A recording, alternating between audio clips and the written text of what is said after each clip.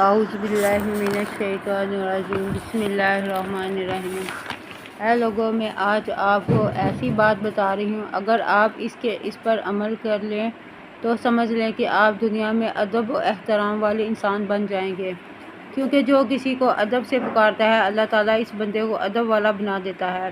سب سے پہلے میں آپ کو یہ بتاؤں گی کہ اللہ تعالیٰ کو چھوٹے ناموں سے یاد نہیں کرنا چاہیے، بلکہ ادب والے بڑے الفاظ کے ساتھ یاد کرنا چاہیے۔ بعض خواتین اپنے شوہر کو میاں کہہ کے بلاتی ہیں، اور بعض گاؤں میں جو خواتین ہیں وہ اپنے خاوند کو سائیں کہہ کے بلاتی ہیں۔ یہ لفظ چھوٹے ہیں اور یہ لفظ اللہ تعالیٰ کو بلانے کے وقت نہیں استعمال کرنے چاہیے۔ بعض لوگ اللہ کو کہہ دیتے ہیں کہ سائیں ہمارے سر پر بیٹھا ہے، اور بعض لوگ اللہ کو اللہ میاں کہہ کے پکارتے ہیں، لیکن ہمیں ایسے نہیں پکارنا چاہیے، بلکہ اللہ پاک کے اچھے سے اچھے نام ہیں، ہمیں ان ناموں سے اللہ تعالیٰ کو پکارنا چاہیے، اللہ تعالیٰ کو یاد کرنا چاہیے، جیسے اللہ پاک، اللہ تعالیٰ، اللہ جل شانہ، اللہ تبارک و تعالیٰ، اللہ رحیم، اللہ کریم کہہ کے پکارنا چاہیے۔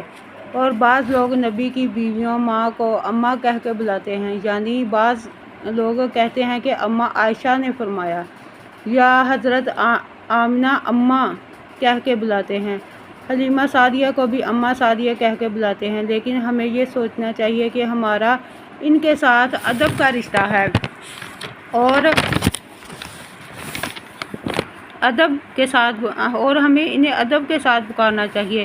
نبی کی بیویوں ماؤں کے لیے حضرت کا لفظ استعمال کرنا چاہیے، یعنی حضرت آمنہ رضی اللہ عنہ تعالیٰ اور حضرت عائشہ رضی اللہ عنہ تعالیٰ۔ دائی حلیمہ کو یا تو دائی حلیمہ سعدیہ یا حضرت حلیمہ سعدیہ کہہ کے پکارنا چاہیے۔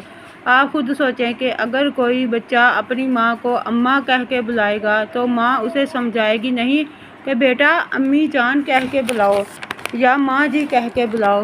اور اگر آپ کی بیویوں، بیٹیوں، بہنوں کو کوئی اماں کہہ کے پکارے تو کیا آپ کو اچھا لگے گا؟ آپ سب سے میری یہی درخواست ہے کہ اپنی یہ غلطی سدھاریں اور اس میسج کو پوری دنیا میں پھیلائیں، تاکہ جو نبی کی ماں اور بیویوں کو ان لقب سے پکارتے ہیں ان کو ہدایت مل جائے۔